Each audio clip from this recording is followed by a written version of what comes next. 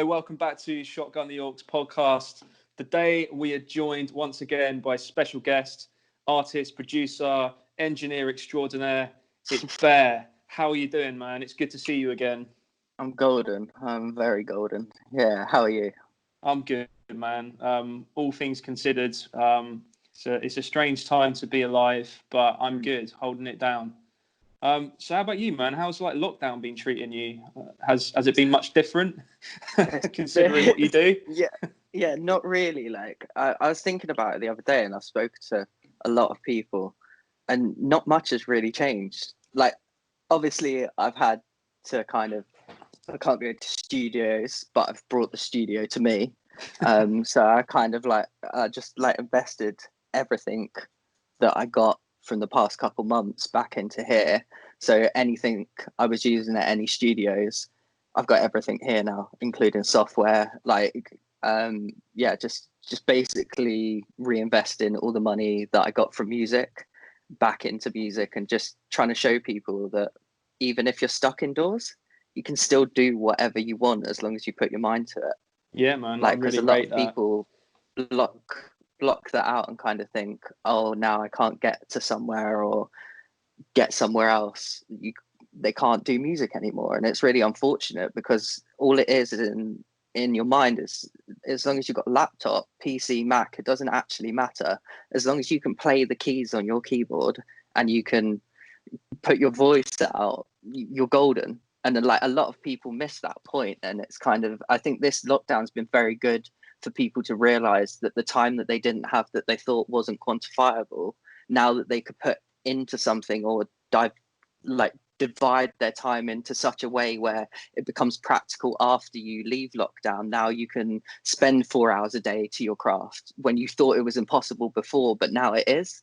So I think it's very good in that way, a perspective change for people that needed it. It's a very good wake-up call. But obviously on the other end, it's completely messed up normal society, and whatever normal society was, and how we all see it. Because you guys all have normal jobs, don't you? And you run 9 to 5s, and you're doing the podcast. So I imagine for you guys it's been quite difficult to kind of rejuggle, reformat, and then structure everything around your day-to-day stuff. How's that been for you?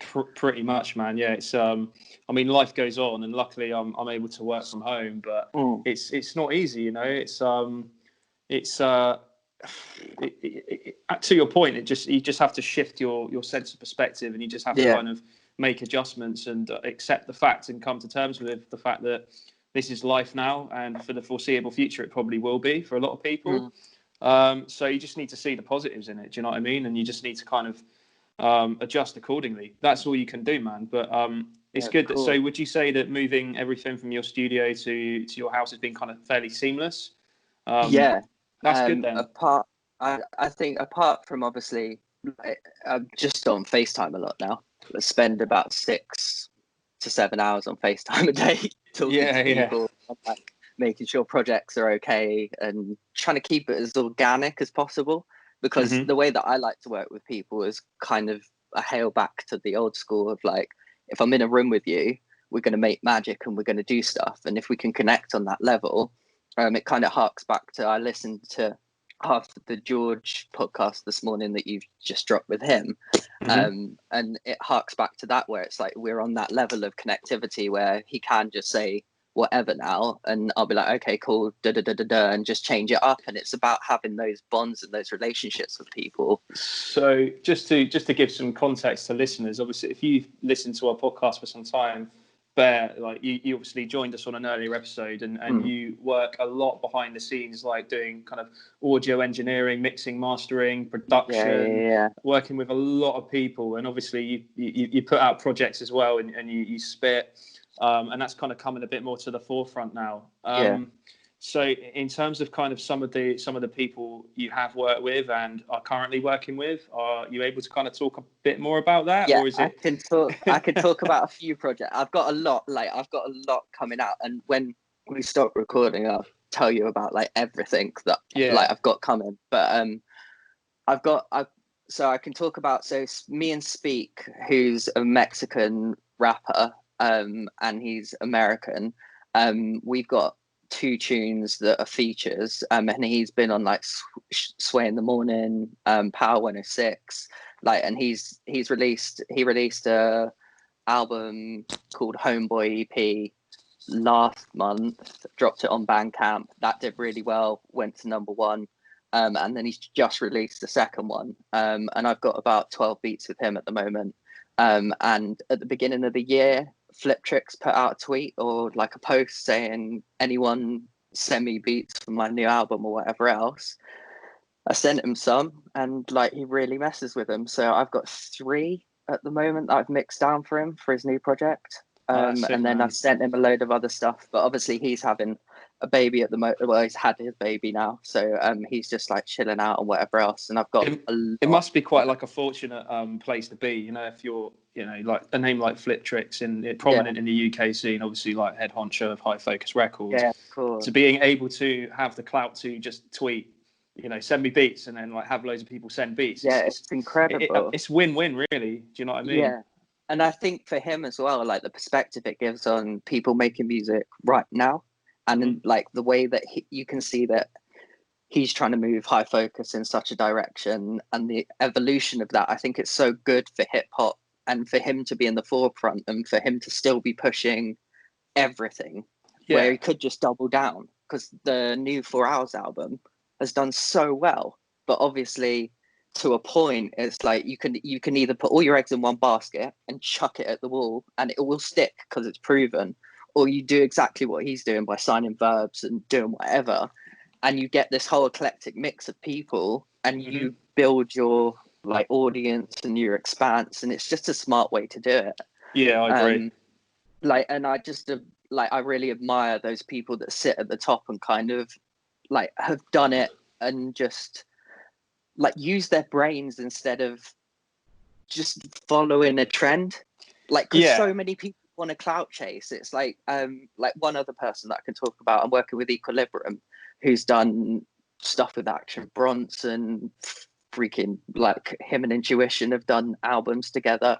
Like, he's worked with everyone, and he's like Jake One, like Ninth Wonder, but very kind of like LA's very staple hip hop producer. If anyone hasn't checked Equilibrium out, like, check out his work. He's ridiculous. So I'm going to be mixing his new beat tapes and like a load of other stuff. So it's just, I'm very fortunate to be in the position that I'm in at the moment, where I can sit here and I can talk to you and I'm all good. But it's like, for me, I'm like, okay, how do I give back? Because it's not about, like, it's never been about that for me. Like, doing stuff like all the tours that I've done before that I mentioned, like with Anastasia and like whoever, it's just like, for me, it's like, okay, cool, that puts my foot here. I can then do this, and then that gives me reach to then help all these other people that might need it, like George and Harry and Tom and everyone. It's just, it's about doing it for that rather than the money for me, because at whatever level you want to get to, I fully believe you can get there, but you just need to like put the time in, put the work in, and everything else comes. If you end up chasing that one thing, you're just going to get lost in the minutiae of everything, and then it becomes very convoluted.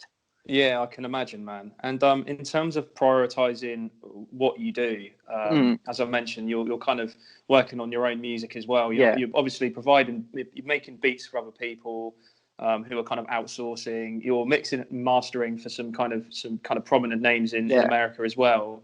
But you're also kind of making your own stuff. So how do you kind of prioritize what you do?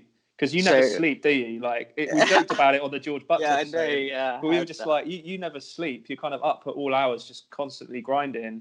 Yeah. Well, sorry, I just like, I think it's to the point. It's just, obviously, like, I've got high functioning autism, so my brain just runs at supersonic speed anyway. So I just kind of go with it. And like George said, like, I have had conversations with him where it's like, when it's time, like, and I'm cool, I'm like, we're all sorted, like, I'll cut it and I'll sleep like a normal human. But for now, it's like it's like I've got to spend time on FaceTime. I've got to I've got to prioritize like doing my own stuff, making sure other projects are like sorted. So basically every night, like, I'll make a list and I'll check off stuff during the day, and whatever I get to at that point, if I don't finish the list that day, the stuff will carry over. If I've got a project, the deadline's set, so then I'll just start mixing that in between. And then my stuff, like, I'll just sit there, and if I'm making something or I've got a concept, I'll just stew on it through the day. Once it's kind of manifested in my brain, then I'm like, okay, I could do this, this, and this to it. I'm making beats all day anyway as soon as I wake up. So I'm just kind of, I'll always keep the best for myself, and then I'll just send out whatever else kind of thing. I mean, that's But fair, right? Yeah. And it's like I make 15 to like 20 beats a day, and just ideas, stencils. Like, I write so much.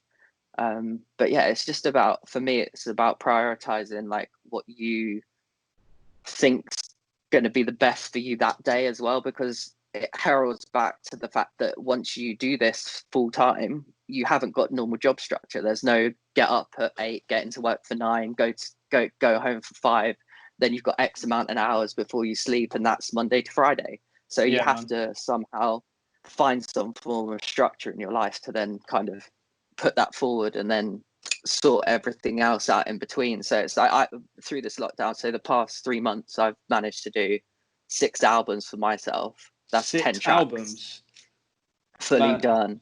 How the hell, man? That's mad. Like, through all of the mixing for George and like everything that I've been doing for everyone else.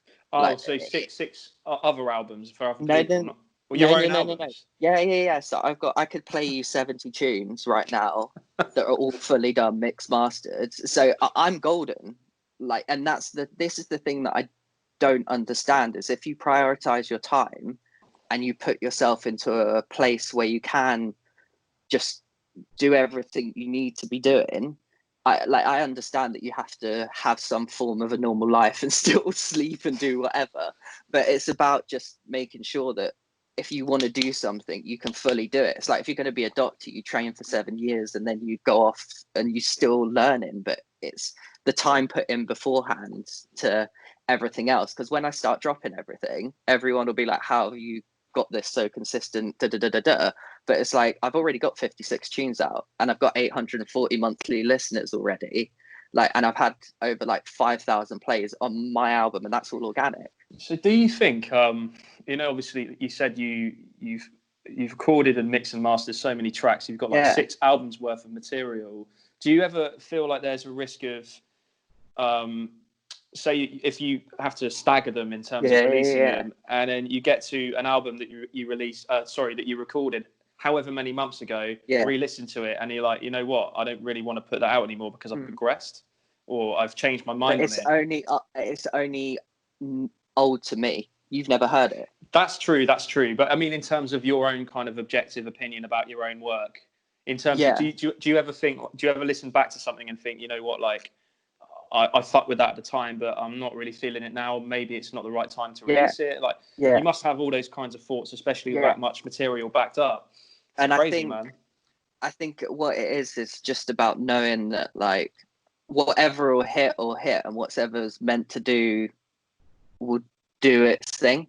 Like, I never thought Peter Pan would get 2,000 streams. It's just me talking about like forever being yourself, and like, it's nuts to me, but it works because it's like everyone could kind of chase and do whatever they want, but like, when everything's said and done, everyone will be like, I was always me, and I did me the best I could be, and no one can ever touch that. So whatever I can do and help people kind of realize that, and like get people to be just themselves, it just shows that the growth's there and you can do that. So to your point, I can sit with 10 tracks and be like, this is a perfect project, and then listen back to it 3 months later when I've got a load of new stuff that, say, I've played saxophone and keys and whatever else on, and then I could add elements, but then there's some beauty to the fact that that was so raw, or whatever I captured in that moment is there.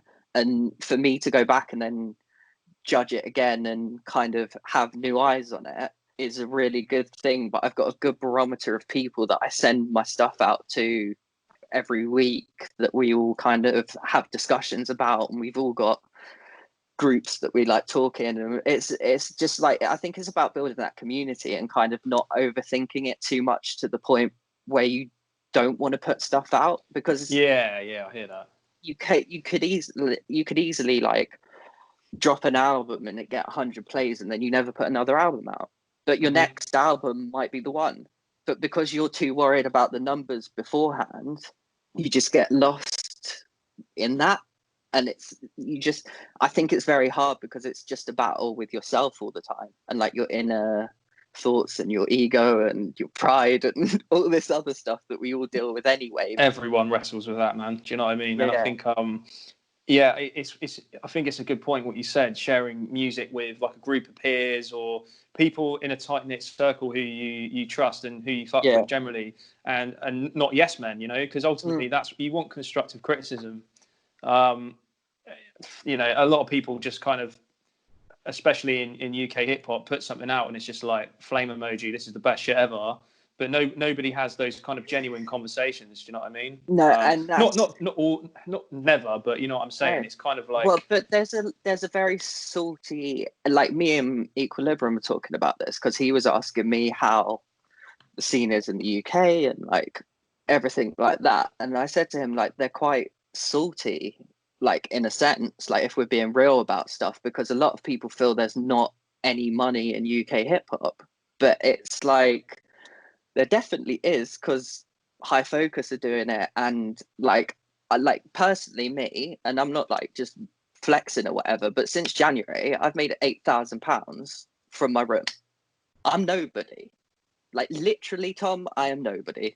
Like if we're talking at it, brass taxes, facts on the table, like I'm just some dude in his room who's like got the drive and the will to think outside of this like four walls that I'm in and go, actually, I can take the world if I want from my room, like, and nobody can tell me otherwise. And real at talk, the moment, man, it's like I'm proving it. And it's like when somebody then turns around and goes, oh, but there's no money, I'm like, but I've made this and I'm selling beats at £100 a beat, and like I put the contracts out, like I'll mix stuff for people. Like it's about talking to people and like having a genuine conversation. But people either A, want the money, B, want it for clout, or C, are just doing it to kind of get a leg up, and they don't care like about the art essentially itself. They just care about like whatever they can gain, whatever they can step. Oh, I can get this person to feature on this track, so then this will do this and this will do this. But it's like, I guess it's bigger picture, isn't it? As to your point, it's kind of it's sustainability, and it's thinking big, really. I mean, it's having work, and actually, if you got the smarts about you, you can make money, you can profit from it. People need to aim higher. You know what I'm saying? I think it's doable. Yeah, it is completely, and I'm proving that. And it's like, you shouldn't look at me and be like, oh God, he's getting it. It's like, you should look at me and go, fuck, how's he done it? Right, let's go do that. like there's I hear that disconnect in going, fuck that guy. Because it's like, what all I'm saying is what everyone's thinking. I'm like, you are being salty, you just need to do this, just work harder, do this. But then I'm wrong for saying that and then trying to help people. And it's like, man. But then I've got the numbers and the organic plays to then back that up. And then even though they're small at the moment, it's still there. And it's like George is doing that. And it's like both of us, we're just doing us. That's it. That's the key. That's for the context, magic. You're talking about obviously George Butts. George Butts, sorry, yeah. So I think I text you and I was like, I don't use superhero names. Like I call everyone by their real name. Yeah, man. I mean, that makes sense. Yeah. But yeah, man. I think I mean, the new album that dropped, L.I.F.E, and it's an acronym, right? Yeah. Yeah, man, it had like some really kind of like Mac Miller type vibes to it, and take that as a compliment, by the way. Thank you. Very kind of nice really and smooth, and it's very mellow, man. So what's kind of the process behind that one? So I started making that after I dropped Golden last year. I had a couple tracks that I already wanted to kind of like conceptualize or whatever. I've done 3 that are kind of acronymed, and then the other 3 are like this whole other concept where I've got this bear that it's going to be sick. So we've got that going on. But it's like that whole jukebox thing was like my tribute to Mac, and kind of like, if you look at the Kicking Incredibly Dope Shit, all those colors are from that cover And then what I've done is taken the jukebox from that cover where he sat, and I've put the jukebox, and Holly, my girl, she did all the art for it, and she's been filming all the videos. So like, massive shout out to her. Go check her out. And yeah, it's just like you like, I think it's about following and seeing that vision through. And it's like that whole living isn't faking everything came from the fact that like I was with somebody last year that I was with for like 2 years, and like madness happened, and like I moved, and now I'm like so much better, in such a better place. And it's like the perspective of like living isn't faking everything. Like you don't have to fake stuff to kind of be yourself. You just do yourself, and everything will be golden. Like, maybe says that perfectly as the opening track. It's just like, maybe I've been doing fine, like maybe I won't lose my mind. But it's that whole concept of like, it's okay. And then you've got like Touch and like Believe Me and everything, which Holly features on. And it's just, I tried to make it so that in 10 years time I can listen to that and still be proud of it. Like, everything I hear that, man. put out. And it's just, and because of that whole background of like Max, like one of my favorite artists ever, and those influences, I just wanted to put that out and kind of be like a kind of thank you and a nod for homage. Yeah, but also to be like, this is me. So I could have just put out a rap album, I could have done whatever, but it's like, I'm not that. I'd make all types of music, and I forever will make all types of music. So it's just about that for me. It's just kind of like, and I think Touch on that is like perfect to explain all of the stuff that went on, kind of thing. So yeah, I really rate that, man. And I think being yourself's kind of a good segue into try to be honest. As I said, man, it's like a good segue into today's topic. So yeah, you're somewhat of a guinea pig today, man, because we're trying out like a little guinea bear, a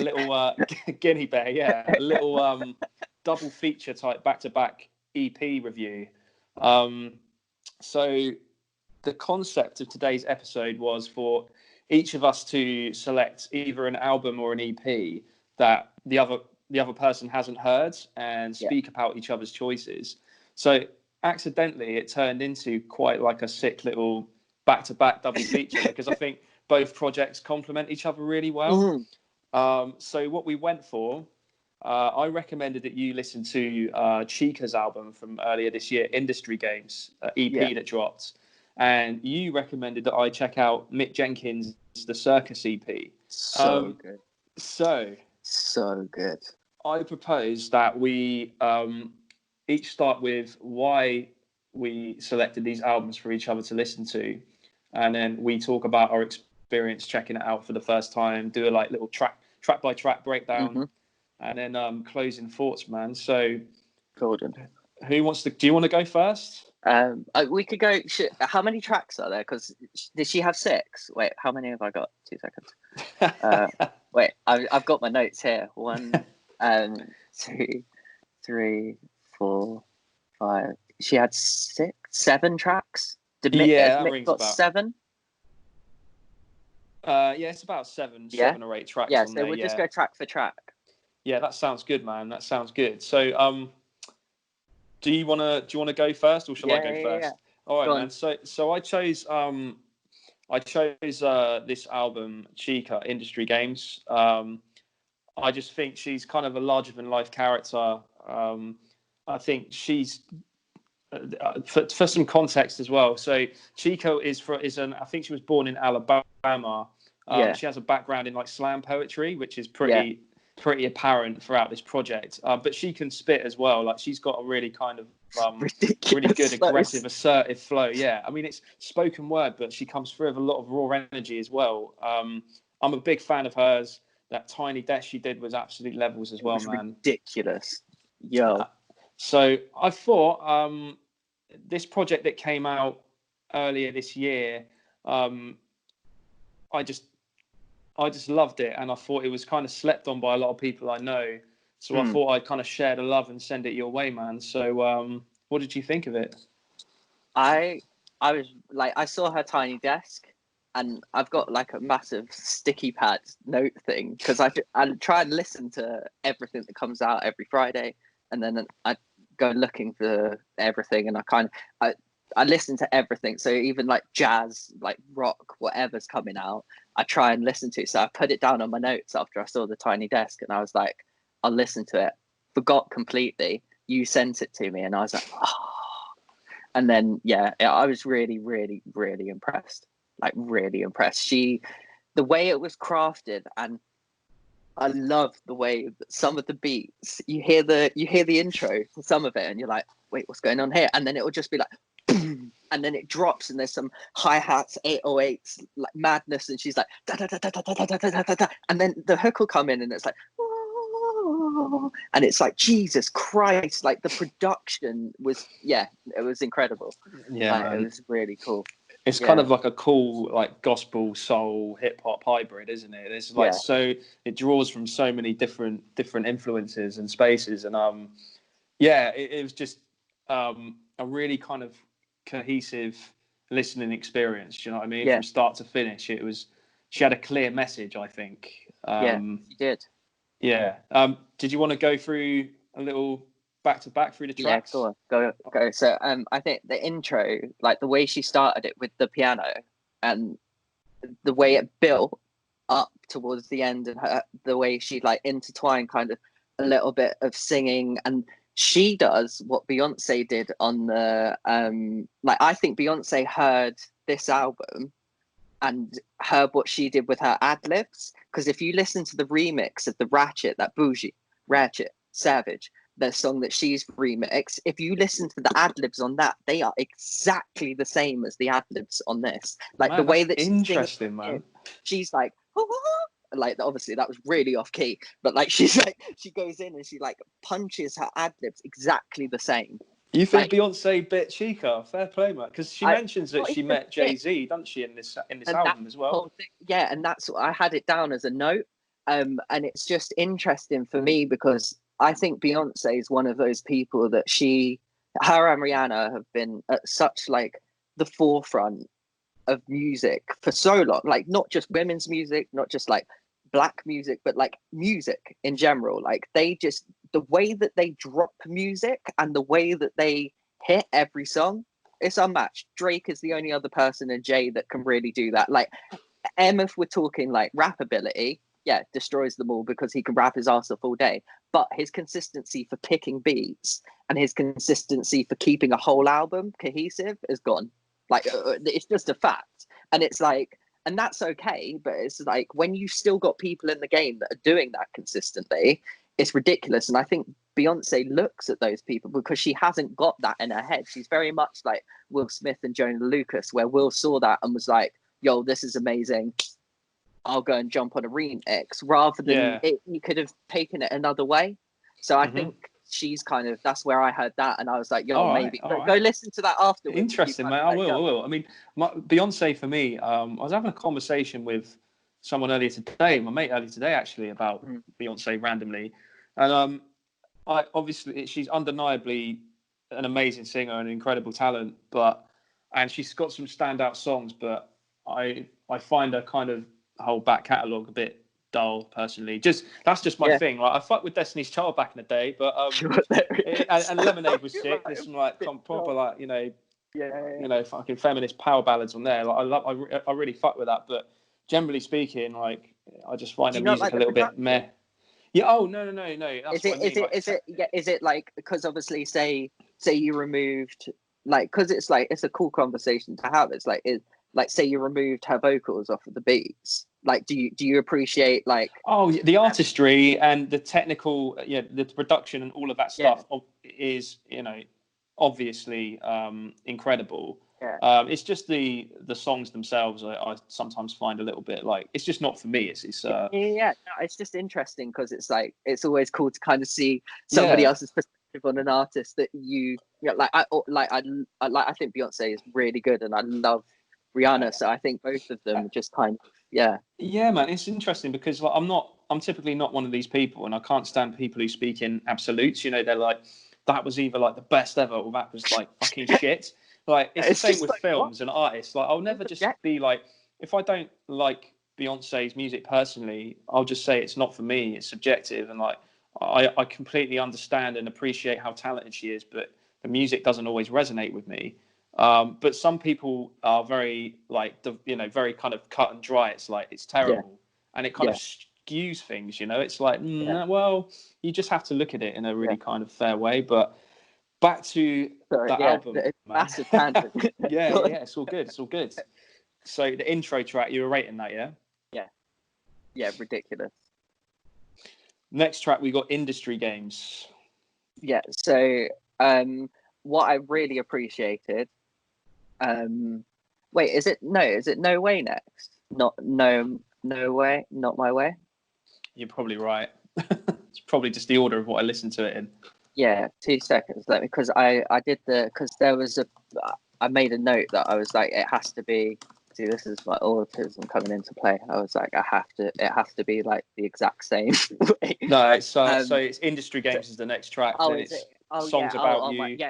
So what I put in the note, why I thought On My Way was next, is because the key for the intro is exactly the same as On My Way, and my thing skipped on shuffle the first time I listened to it, and the key carried into like the track over, so it all kind of blended really nicely. But Industry Games I really thought was amazing, because the way that she spoke on how the industry is, and the way that you kind of have to play the game, but also like she's doing her, and it kind of says back to what I've said, it's like, just do you, and it doesn't really matter. Like, your audience will find you. J. Cole said that. Like, he was like, if your music's good enough, your audience will find you. And like, I fully believe that. Like, George Butts has done that. Like, I've done that. Like High Focus have done that. Like, you guys have done that. Like, your audience will find you. Like, no matter what platform, if your art's good and you're like being yourself, you're golden. Man, I really rate that, man, because I think to your point, I mean, she's just not compromising on who she is at all. The title of the album just does say it all, and this track says it all. Like, it's her protesting against the industry and kind of taking ownership of her own creative destiny. Do you know what I mean? And I think that's kind of prominent throughout this project, man. I really rate it. I think the backing singing is amazing in this as well, as it is throughout the project. Like the music box in the instrumental, like her flow's really ill as well, man. I think she really kind of shows her rapping chops in this one. But a little production side point for that, the music box that they used is a Kinetic Treats NI like plugin. And the way that they've done that is crazy. So they ran it through this other NI plugin that they've got called Rayum. So that made that airy kind of like sphery sound. And then they've like played the pad. So they've mapped it to like a beat pad, because you can hear where they've played it. And it's like the chop. It's crazy, honestly, because I've got the pack, and I went to listen to it afterwards, and I was like, whoever produced that, like, I went and looked on the credits, and I'm like, genius. I love how you, as a producer, having the mind and the ear for that kind of thing, like looking beyond kind of surface level and actually appreciating the craft and what goes into it, man. That's sick. Yeah, I just like, I love music, Tom. Like, I really do, and I just want everyone to be able to make music who want to make music forever. Like, and I believe that you guys should be able to podcast forever. I believe that artists should be able to paint forever. No, but honestly, it just comes down to that, of like, everyone should be able to do what they want to do. Like, yeah, man. I think it also boils down to enjoying it as well. Like, you have to enjoy it, and as soon as it becomes work and becomes a chore and you're not enjoying yourself, then that's when it stops. You know what I mean? Personally, but right. Next song's About You. My favorite track. Yeah. Oh my god. So when this hit, I listened to it 5 times on repeat. Like, I was like, this is ridiculous. It was the way she was talking about Jay, and then she went to Diddy, and then she was like talking about like her struggles, like through growing up and like being in the hood, and like the way that she then pocketed the Biggie bar and then was talking about the Pockets bar. It was just like, man, her pen game is on point in this track. Sorry, the last bit, she's like, my favorite rapper, my brother, his favorite rapper is me. Yeah, that was sick. Like, you could have just stopped at that. Like, it was like, oh, nuts. It's the production's really playful as well. It reminds me of like an old Kanye beat. got old Kanye written under in my notes. Yeah, yeah, man. Kanye. She must have kind of derived a lot of like inspiration from Kanye, because I know apparently she I was reading that she did like a freestyle over the Jesus Walks beat like a couple of years ago that got quite a lot of attention. So it would make sense that she's a Kanye fan. But yeah, man, that's probably one of my favorite tracks on the album as well. I have to agree. I really relate to it because it's like I've grown up like all over and like done whatever, and it's like in my like late teens and early 20s, it's like I was in London, and like a lot of the stuff that happened will be out on like other projects and stuff, but it's like I've dealt with like a lot of the stuff that these people talk about, and it's just like, to me it's very relatable in the fact of like it doesn't matter where you're from. Like if you were brought up in blocks or wherever, and then like you've moved about and like you've still got whatever, it's like that's always in you. You don't ever forget like the fuckery that you see and witness and have to do to get out of a certain situation. And it's like, I think a lot of people like would hear that, or anybody talking about that certain type of subject, and kind of like overlook it. And like a lot of people choose to glamorize that shit like a lot, and it's just like it's not something to kind of like be like put on a pedestal like at all. Like, and the way that she speaks on stuff is so beautiful, and it's very like relatable to somebody who's like been through a lot of that shit and kind of understands what fuckery is and like how to like fucking doing shit. Yeah, you guys will hear about it. It's very candid, isn't it? And she's she's like an open book. You can tell that, you know, what you see is what you get with her. Like on social media recently, she obviously like took to the streets for the Black Lives Matter movement. I think she was like detained as well at one point. Like she's very outspoken about you know, injustices and stuff like that. And yeah, man, I think she's just very honest. Like, did you see recently she was calling out I think it was like YG for like filming that music video in front of the protests, like for clout chasing essentially. I'm not going to like comment on whether or not I think he did the right or wrong thing, because it's like he fucking like it's just I don't know whether that was if he was doing that intentionally. Do you know what I think it was? I think it's a thing. I think it's a 2-point thing, and like it's golden if you don't want to comment because it's fairly hot water in it. But it's like, I think it's a 2-point thing, and I think it's like you're standing for what you believe in because you're there. But then obviously the whole other internet side of it is, and if you're then going to release it for a music video, but then it's about like obviously like the song, the context, and whatever else. So it's to both of it. I think there's a very strong message to be put out, and that needs to be put out. But if you're doing it for clout and you're not doing it for the right reasons, then it becomes a bit convoluted. Yeah, and I agree. What she said about the whole situation is completely on point, because she is in a position where she's using her voice properly, and a lot of artists aren't doing that. Yeah, no, I agree with that sentiment. I think I was apprehensive to talk about it in details because I don't really know the details. Do you know what I mean? Fair enough. It was kind of just glancing at it like, oh shit, oh no, I read into and not it. looking into the. Do you know what I mean? I knew you would have looked into it more.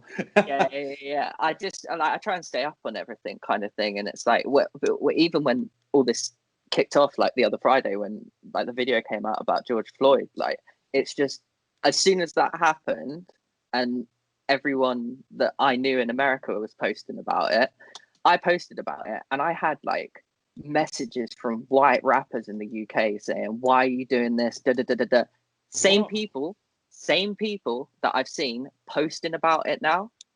So it's like, it boils down to like apathy again, doesn't it? It's like people burying their heads and don't care because it's something that they think doesn't affect them because it's America. I've heard that argument so often, and it's just like, what are you even talking about, man? But it's like but their whole point, when I tried to speak to a couple of them, and then just ended up blocking people. But it's like they were all like, oh, but the game's like, we don't make money over here, and it's like, I'm making money. Like, this is this. You're in black culture and you profit off of black culture, whether you like it or not. So you sit there and you stand for that, or you're not a part of it. There's no like middle ground now. It's not binary. Yeah, it is binary. Sorry, you're not.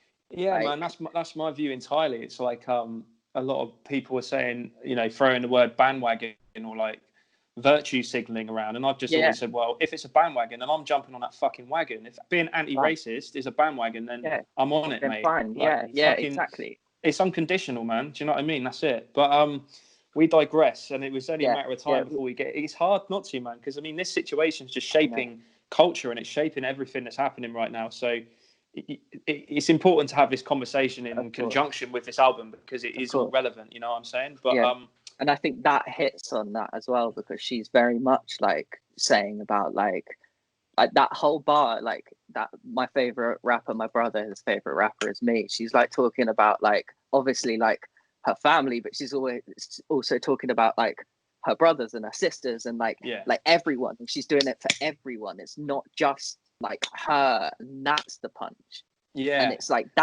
there's another level in there that like people will see that and listen to this album. It will go over their heads, or they'll be salty because they can't achieve that. And that's what I don't understand. It's like, why are you mad at yourself because you can't get to that? Because you can. Yeah. There's only so much time and energy you can put into people who are willfully ignorant and don't want to listen. Course, so that's kind of my philosophy. It's like, if someone's intelligent enough to engage in a good conversation with, and you think, okay, they're willing to learn and educate themselves, I will invest time happily to have an uncomfortable conversation with someone all the time. Definitely. That's me, man. But you're always going to get trolls, and you're always going to get people who are willfully ignorant because ultimately they're racist. But there you go. It's always, but anyway. So moving on to the next track, Balencies, man, and this is a fucking banger. Paris bar. Mate, it's just, I think using the designer shoes as, it's not like the focal point of the song. It's more about it's not about materialism. It's more about her struggles with like imposter syndrome and like being herself, but always also kind of experiencing the material side of fame and all of that kind of stuff. And reflecting upon herself as a person. Like, I felt like I really got to know her through this track. Do you know what I mean? Same. And the way that they arranged the chords around her voice, like it was really nice to listen to. Like my ears were happy, but it was also like a banger. So it was just like one of those ones you can't like. It was just incredible. Like, that song, production wise, is probably the best on the album because it's so bare, but it's not. And more importantly, it's like, it's catchy. Like, this whole album, like, besides being well produced, well written, it's catchy. It stays in your head. Do you know what I mean? It's it's quality, man. Designer, the next track. The flip. I was like, the flip's like Ninth Wonder but trap. I was like, I hear that. I was like, what has gone on here? I was like, did somebody just accidentally chuck these drums over the sample and was like, we've got the beat now? Like, because it's like, I know how people make beats, and like, it's just like the intricacy of all the production is just, it's really, really cool, man. Like, it's really cool. Like, so you were feeling that track. It's pretty unanimous so far. I think we're both feeling this EP. I loved it. I really like, the only thing that I would say is, like, if I'm being real picky, is like, I'd turn the chorus up on Songs About You by like 2 dB. Like, that's the only like, that's from an engineer's standpoint. Like, that's fair enough, man. That's fair enough. So On My Way, the one after Designer. Yeah, so that was the one that with the same kind of key change as the intro, but that the way that sits and the elements of production after, like, they easily kind of just gone, okay, we can bang the rest of the album out now, and you could have just let loose. But she was man.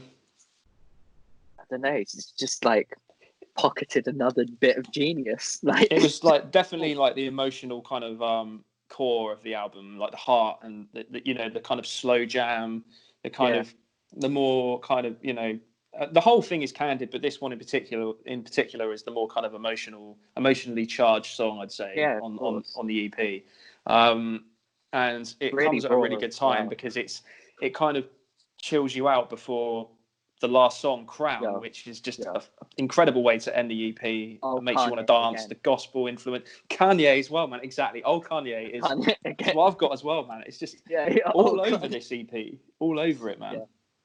Yeah, it's just like it. it's like somebody. Well, it's like she captured that essence, and you can hear where the influences are from. But whoever is her production team, like obviously, like she's got her core, but like whoever she's outsourcing to do all the other bits, like it's nuts, man. Like she's gonna I checked her Spotify, and she's got 547,000 monthly listeners at the moment. Like, and like it's golden. Like she's on her way in it, and that's. I hope I see more of her, man. 100%. I think I mean it's a very kind of confident project. It's full of emotion, creativity.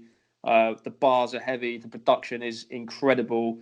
As I said, it's catchy. It's packed with like memorable melodies. It's ridiculous. She knows how to construct a song, which I think is lost on a lot of people these days. So it's such an ambitious project, and all I can say, if you haven't listened to it, then go and check it out. Go and check that out. Sonically incredible. One of the most slept on projects this year in terms of the people I know. Do you know what I mean? Not like in the wider grand scheme of things, but in terms of like if you're an average hip hop head or like a UK hip hop head, and I would recommend this 100%. That's what I would say on it. Is if you're a UK hip hop head and you're like struggling with kind of like making different types of music, air quotes or whatever, listen to this and go, this girl is out rapping me and out producing me. I need to be better. Like, and that's it. Man. I think nail on the fucking head. So I think we can unanimously agree that we both really, really love this EP. Yeah. So moving on to the next project that you recommended me to watch, Mick Jenkins, The Circus. So for some context, Mick Jenkins is another Alabama-born rapper who currently resides in Chicago. He's affiliated with such artists as Chance the Rapper, Vic Mensa, Joey Badass. I've heard some of his stuff in the past. I really enjoyed Pieces of a Man album because it's homage to Gil Scott-Heron, and obviously he's regarded by a lot of people as the kind of the first ever rapper. And there was a lot of Black Milk production on that album, and I'm a massive fan of Black Milk.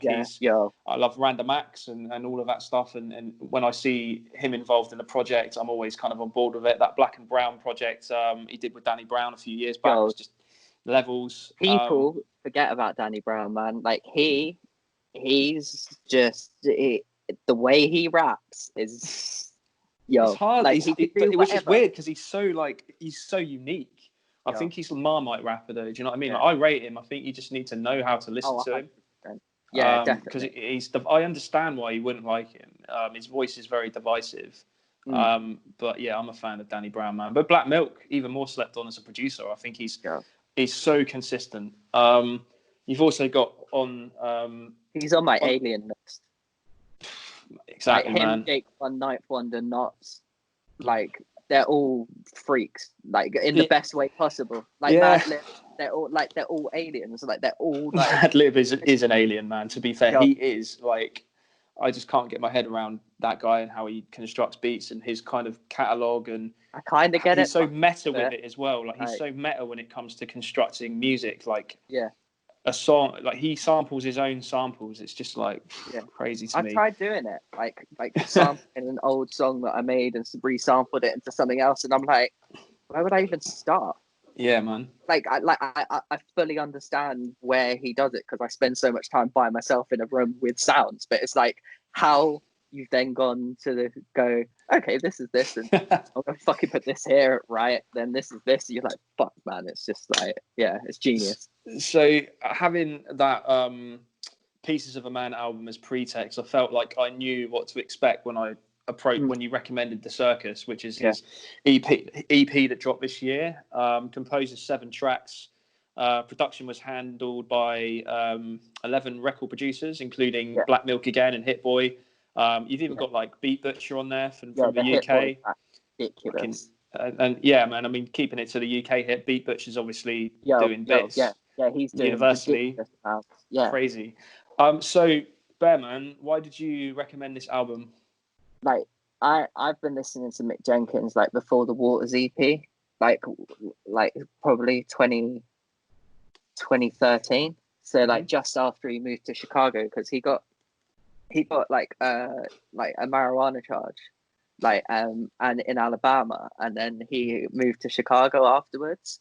And it was like a misdemeanor or whatever, but it was like some bullshit like it normally is. As it always is, yeah. Yeah, and then he's like moved, and then that's kind of when he started going ham, and I've been listening to him since then, because Rosenberg from Hot 97, like I would listen to Rosenberg radio like all the time, and I like staying up on stuff. And he played Mick Jenkins, and I was like, this guy's ridiculous. Like JID, like I've been listening to for years before he even like, and like Pac. Like I was listening to Pac in 2010 when he was called Breezy Lovejoy on Knock Steady.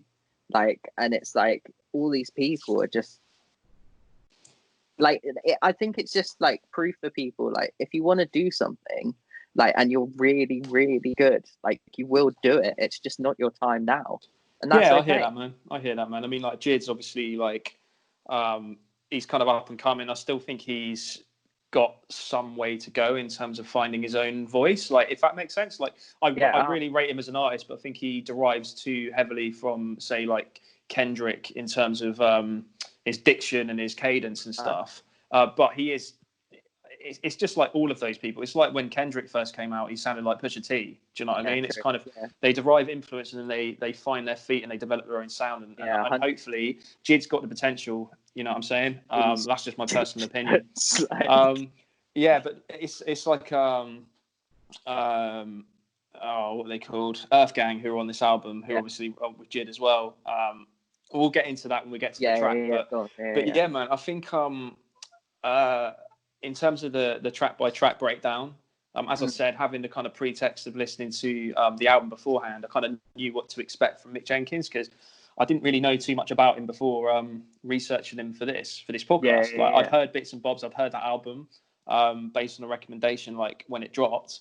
But because again, there's so much music out there, sometimes it's hard unless you're doing something like this and focusing on a reason why and a discussion point. You don't really always necessarily dedicate enough time to really listen and digest an album. So I'm really glad I got the chance to. So the first joint on this EP is called Same Old. It really kind of sets the tone for the project. Produced by Hit Boy. The bass is fucking dirty on this track, and again, that kind of and that's a common theme throughout this entire project. The off-key guitar sample that plays throughout gives it a really kind of like haunting quality. And then Mick spits with intensity on this. I love the refrain as well, like game don't switch, shit don't stop. You know, come on, man, you know that. Like, the way he pockets that, where he's like, it's like game don't stop, and then he changes it literally after that bar, where it's like da da da da da da da da, the flows to the beats, like throughout the whole project, so consistent. He rides the beat well, man. I mean, his flow generally, it's not the most like complex or technical, but it's very assertive. Like it's do you know what I mean? It's kind of very eloquent and to the point, and you know exactly what he's saying. 100%. And I rate that a lot of the time. You know what I'm saying?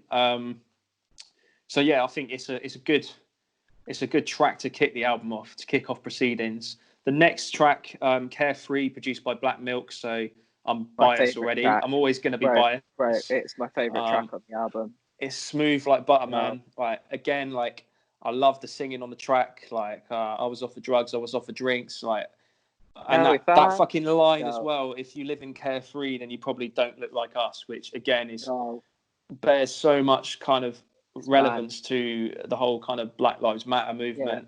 Well, he's got my favorite bar this year so far in that song, where he's like, they pull me over about my whip, how you get it, bitch, I bought it. The way that he says that is just like, yo. Yeah, man, he is frustrated, and he is telling people that he's frustrated. Like, this was definitely a high point. The circus is in like Life's the Circus. He's controlling like the circus master, the whole metaphor of him being on top of the elephant and it being in a ring of fire. Like the whole thing's just like, it's like a sensory overload. Like the circus is kind of the chaos that he sees as life, and it is like a circus.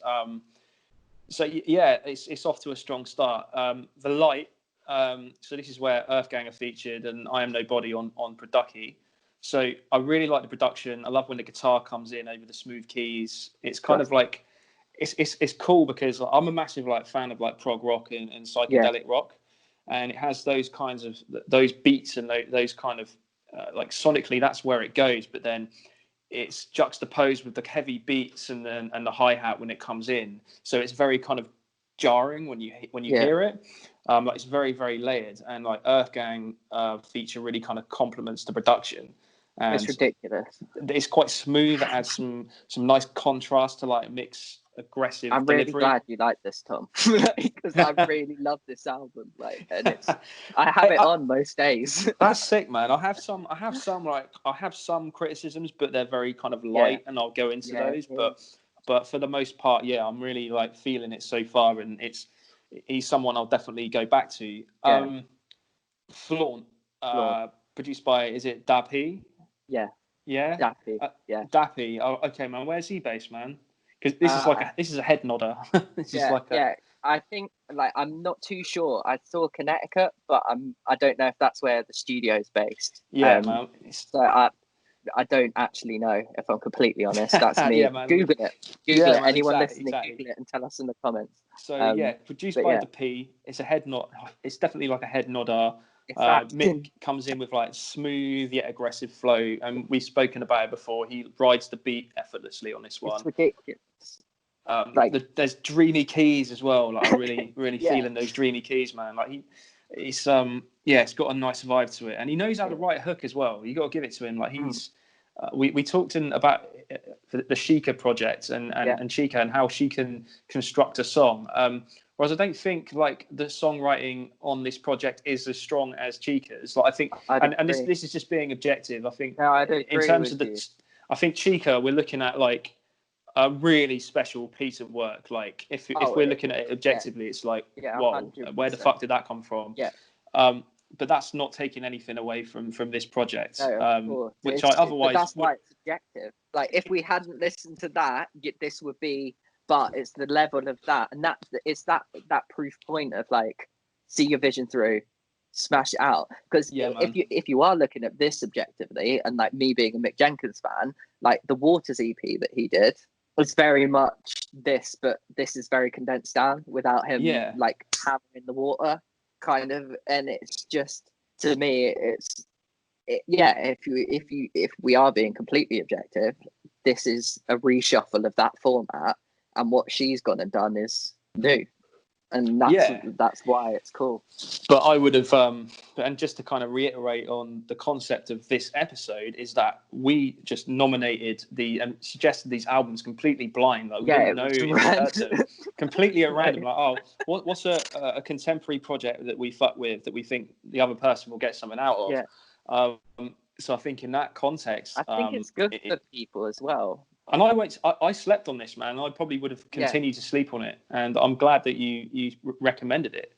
I'm glad you did it. So, Flaunt. So the next is The Fit. So you've got a trio of producers on this one: Business Boy, Fortune, and Coop the Truth. I love like the distortion on the beat here. I think like a lot of the praise I'm giving for this project is the production. Like, I really rate like sonically how this sounds, and again, like Mick's flow isn't technically complex, but I think it's assertive and intense enough to really get a message across. It's probably like, it's not like the most like memorable tracks on the project, but it's still this is only after a few listens. Do you know what I mean? The next track, I'm convinced, produced by DJ Fu and Beat Butcher. So Beat Butcher did Beat Butcher, obviously, like to anyone listening, familiar with like UK hip hop, he made his kind of, I guess, but made his name in UK hip hop working with a lot of like, you know, prominent names like Jess being the standout guy. And since then it's gone from like strength to strength. He's just set the bar high. He just thinks big, and has ended up working with a lot of people in America, notably kind of Griselda at the moment, and he just pops up everywhere. He's worked with so many people, and you can see why, man. Like his production is levels, and including this track, like it's really unorthodox, like the use of like the soul sample in the background on this track, cool. and the weird like distorted notes. Two different things. They've sampled two different songs. Okay. I don't know what they've sampled. Like I've tried to look, it's not happening. But, like they've sampled two different things and played live stuff on top. That's where the whole filtration system, because there's like many layers to that beat. Like I'd say same old, because the contrast to this to that would be that obviously it knocks as hard, but I would say that the layering of this is way more complex. Obviously Hit Boy's production's a lot more. That same old reminds me a lot of Shine. Have you heard Audio Pushers Shine? No, I don't think so, man. Hit Boy did. Those guys are ridiculous. Price and Octane, they're like a hip hop group. They're incredible. But Hit Boy found them and kind of like produces a lot for them. They're his boys. But that song reminds me a lot of like Shine, and then this kind of reminds me of just like everyone kind of taking influence from that, like, and all of those other elements, and just like the layers of the samples within and the drums. It's just really cool. Like it's a very cool sounding song. I really liked it, man. Again, I think like when the bass heavy beat drops over the top of that layered sampling, it makes it kind of really jarring to listen to, but in a good way. You know what I mean? It's just like, oh, this is interesting. This is kind of you can tell the kind of craftsmanship. The credit on that goes to the mixing, because somebody who couldn't mix would have fucked that up like royally. Mate, that's... like just because it's like a lot of people struggle, like a lot of female singers struggle with finding somebody that can mix female vocals, because like for the Monday Nights thing that I did with George and Leah, like she said thank you because the way that I mix the vocals, but it's like I'm not gonna fuck with her voice because it's beautiful already. It's like Holly, believe me, like I didn't fuck with her voice because she sounded beautiful already. Like there's no point in messing with that. Why add Melodyne when it doesn't need it? That was a lovely song, by the way, just to kind of cut in there, like George Buck's Monday Night. Yeah, that was a really kind of like different approach from him, which paid off. He's got a lot of stuff, man. Oh, man, he's versatile, he's dynamic. You guys, it's going to be really cool. Like like him, and my friend Stretch, like he's got a load of stuff coming out as well. And we've got a project called Spectrum coming out, which is both of us like rapping back to back, done all the production on together. And that's coming out very, very soon. We just got to finalize some bits, but it's that level of just, okay, this is what I'm doing. I've got this stacked. I'm doing this. And that's why we will all win, because we're not sitting on stuff. We're not doing whatever. And like you said, like, how do you not overthink it? And it's like, by just not overthinking it sometimes. Just don't, exactly. Just compartmentalize. Just chuck all the negative thoughts in the back of your head and just do what you do. So back to the album. So the closing track is Different Scales. Is that the closing track? Or am I being stupid? I'm convinced then Different Scales, isn't it? That's right. Sorry, I'm convinced we just talked about, because that's the Beat Butcher one. Yeah. So Different Scales. Martin Sky and Chirash, is that the name of the producer? Yeah. Okay. Yeah. I think in terms of the beats, this was one of my favorites, because it was like, you know me, as much as I love innovation in hip hop, I do love a good kind of boom bap beat, and this was as close to kind of that boom bap aesthetic as you're going to get on this album, EP rather. But no, man, I really rated this one. I think the production's on point. So I think in terms of like the criticisms I touched on earlier, like thematically, it's a little bit kind of muddled. Like he has his concepts at surface level, but I think the message he was trying to put out wasn't conveyed in the most concise way.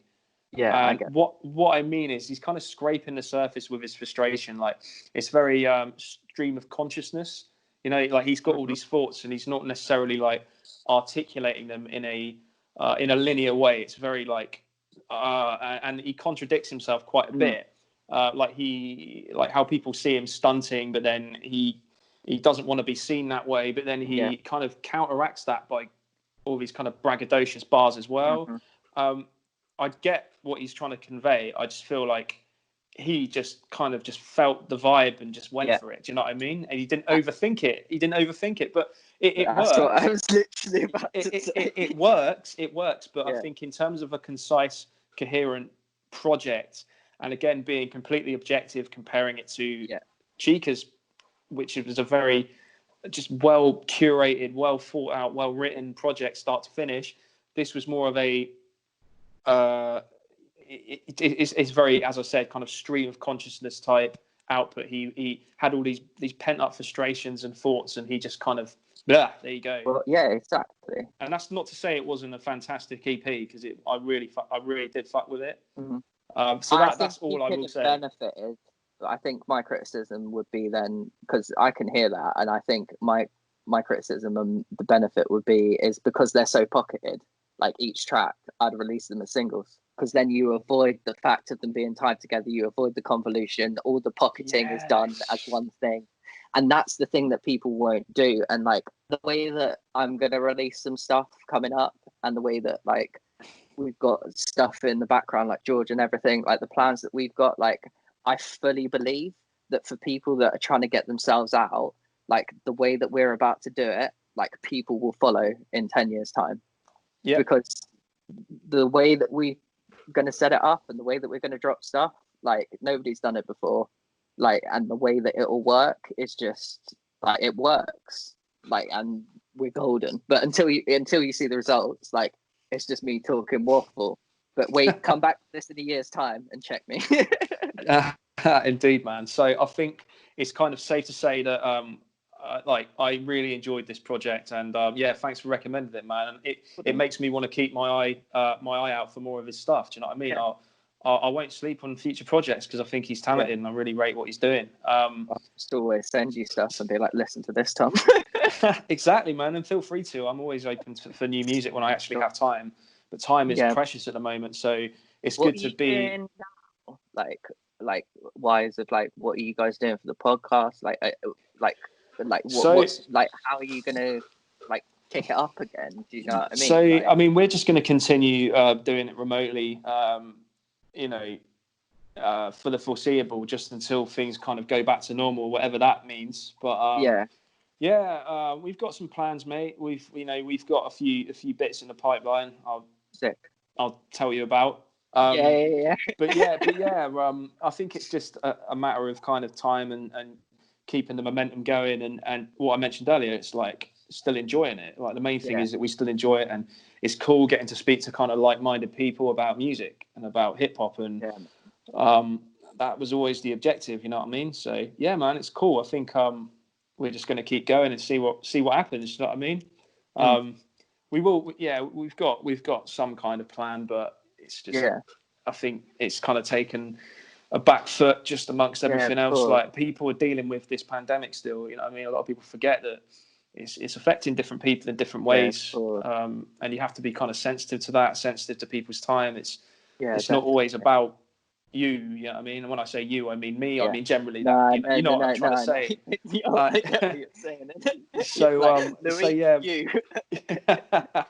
No, man, and that's it. I'll leave it there. But I think I really enjoyed talking about these two projects, man. I think it's been fun. I think you should do this with more people, because I think it's good to kind of talk about whatever people have got going on and kind of speak about projects and whatever else, and then you can kind of, because it shows people's like intent to listen, because you can tell if somebody hasn't listened to something. You can tell if somebody's like just waffling, like, and it's cool to sit down with people who love music and talk about music.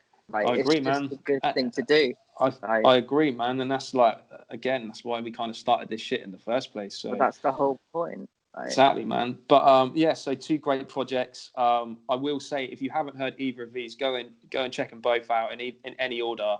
They're both kind of relatively short, easy to get through. They're digestible.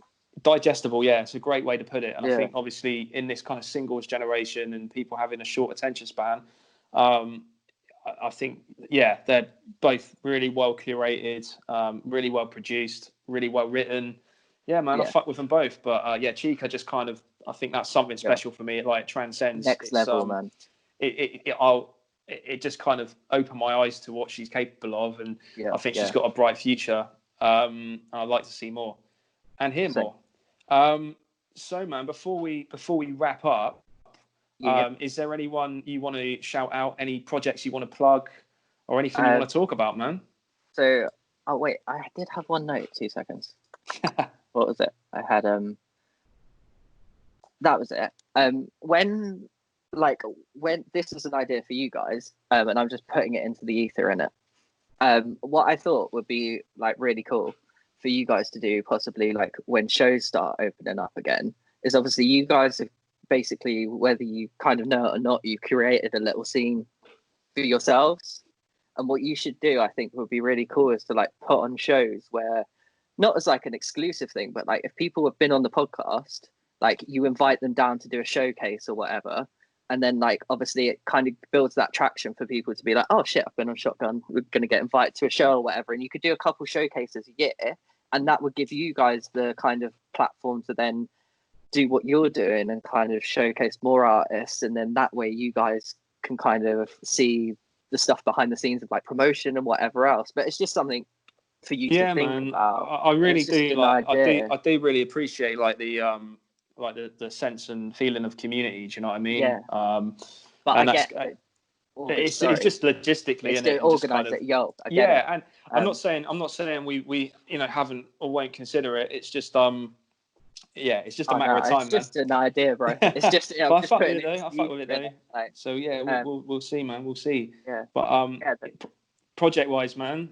So obviously, L.I.F.E dropped earlier this year. Yeah. And that's it's had a good reception so far. Really well. Like I've had a lot of people message me saying it's a really good album and they've really enjoyed it. And there's like some songs on that they didn't think that I would kind of like dabble in or whatever. And it's just nice to like I've had a really, really positive response, which has been really nice because like I've lived all over the world and I like sound like me. So it's like I get that it's kind of jarring for somebody to be like, oh, you're from the UK, but you sound like da da da or da da da. And it's like, well, it's like everyone's just doing themselves in it. So it's just like it's really nice to get perception from people of just like hearing it and being like, yo, this is really cool, and seeing the numbers, and then obviously having the next couple projects backed up, ready to go.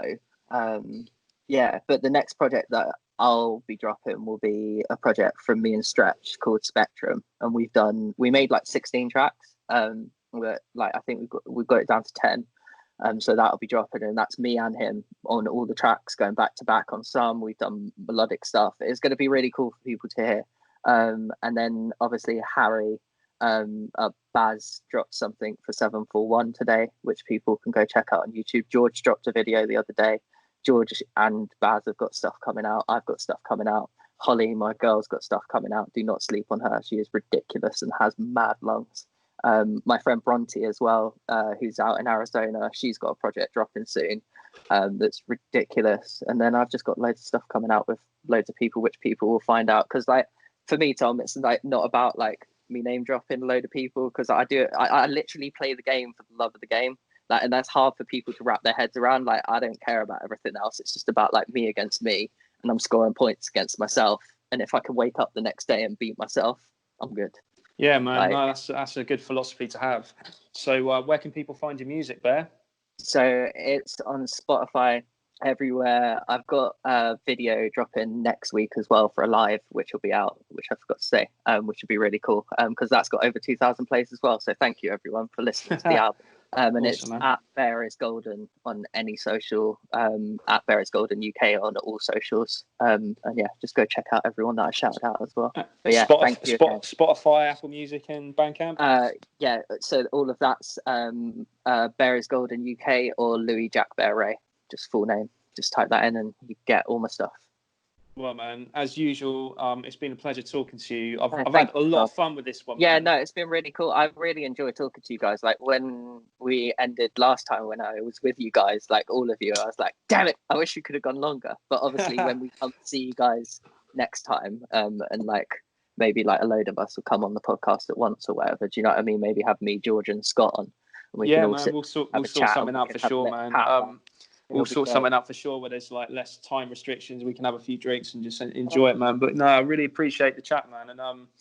And Yeah, anytime. We'll make that happen when all this fuckery ends. But we'll see when that is. You guys know, if you need anything from us, we've always got you because you've helped us out. So it's like it works both ways, isn't it? See, man. Well, you can find us at Shotgun the Orcs, all platforms. Episode will be available on all digital platforms. Like, subscribe, follow, all that usual shit. But bless again, man. You're a G. You take care, man. Yeah, go on. We're out.